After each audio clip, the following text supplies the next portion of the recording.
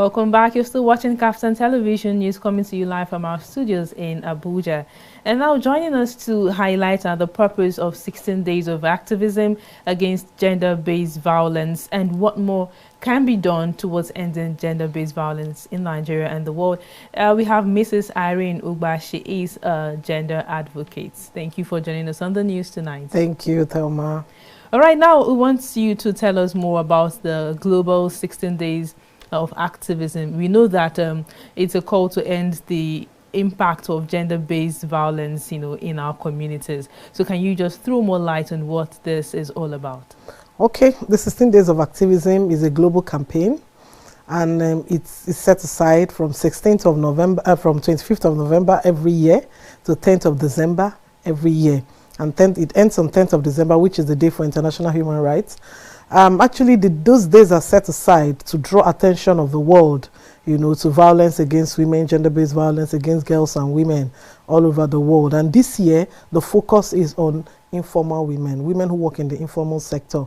And you realize that with the COVID, the informal sector was worse hit, so this year's focus is on the informal sector. All right, now we know that there's this silence, there's this stigma surrounding violence against women and girls in our world today. What can be done now in this 16 Days of Activism? What exactly can be done to end the silence, the stigma against women, against girls in our world today, most especially in Nigeria? And then the women you just mentioned, the women in informal sector. Yeah. Okay, if you're talking about ending, we are working towards, we'll be working towards reduction, because ending, it will take a while, But within the 16 days, I know that various governments of the world, various NGOs, CSOs are having different programs, at different levels, to speak against some of these ills. Like I said earlier, COVID has affected us in different ways. For instance, during the lockdown, there was so much intimate partner violence that was reported all over the world, including Nigeria. You have where, during the lockdown, we say the home is the safest place to be. But for some girls and women, home isn't safe for them. And as at that time, home wasn't safe for them, so because during the work time, you go out to work and you come back, everyone is tired, but being locked up in the same place, in the same space with someone who has constantly abused you, I mean, it wasn't a safe space. So we have seen that reported, and then of course some actions are being taken. But be that as it may, when it comes to the culture of stigmatization, I think gradually we are winning that, because a lot of people are coming out now to report. People are beginning to see that, women are beginning to see that there is there should be no shame, and then the culture of silence needs to be broken, because if I keep quiet, you keep quiet, everyone keeps quiet, the circle is perpetuated, so the culture of silence is gradually breaking down. Women are beginning to talk, and then even some men are encouraging women to talk, so the 16 days is actually to draw more of awareness, and then programs that we should continue, not stop after the 16 days. It's a continuous thing. But just that it has been set aside to really pay more attention, to draw the world. We call it Orange the World, so that 16 days we're oranging everywhere, just to create more awareness, but it doesn't mean that it has to stop within that 16 days. It's a continuous engagement. All right, now, are there negative outcomes? Are there consequences? Or I would just like you to highlight some of the consequences of gender-based violence on women, on girls, some of the as a gender advocate. I'm sure you must have seen a lot of cases. Can you let us in on some of the consequences of this in lives of women and girls? Okay. In light of the consequences are enormous, because when you are abused, something in you keeps telling you that something is wrong with you, psychologically, emotionally, so, and then when you are constantly abused, you find out that over time, some of those women might not even come out of it. They carry it into their marriages, if they happen to get married. They carry it into other relationships, even in the workspace. Some toxic women you see are not naturally toxic. It's as a result of certain things they have gone through. Like I said earlier, I said this year is focusing on women in the informal sector. If you look at it, these women are women and girls, and then can I add that even this year, after the COVID, we're going to be having more girls in the informal sector, because if we look at the Ebola time in 2014, and the data that emerged from the Ebola showed that more girls, because of lockdown in schools, more girls had to stop going to school when school resumed, because they had gotten pregnant. Some were forcefully married off, and some, their parents became poorer and couldn't send them back to school. So we had data like that coming. And then even in, you agree with me that the lockdown in the corona was longer than the Ebola. So now we're going to having more girls in this informal sector. Now they go on the streets, they hawk and so on. You know, who taps the butt of the girl who is selling granuts? You know, who is trying to, you know, press her and things like that. And these are informal workers being exposed to sexual harassment, which we hardly talk about, which we don't. And then you see, and after a while, they begin to accept it as normal.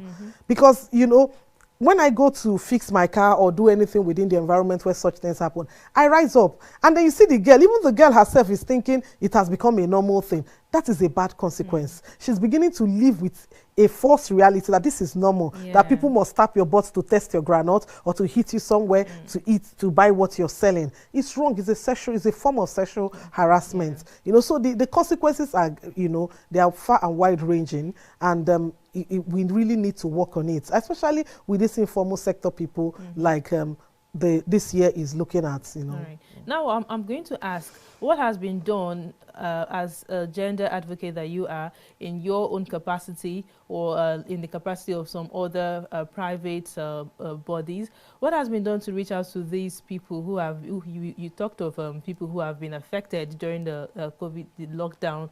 You talked of women and girls that have been affected. I'm sure some cases have been reported. So has anything been done to reach out to these women, to these girls, to ensure that they are rehabilitated, or to ensure that they receive, you know, care and attention to make sure that they are able to heal from those experiences? Okay, even this, just today, you know, you know, when I was chatting with you, I've been on phone trying to call. There are some girls that said they have been, you know, abused, and somebody was reaching out to me because she knows this is what I do, and I was trying to hook her up with. But you see, this is just a tiny number, a tiny fraction from, you know, all that, and then we don't really have data.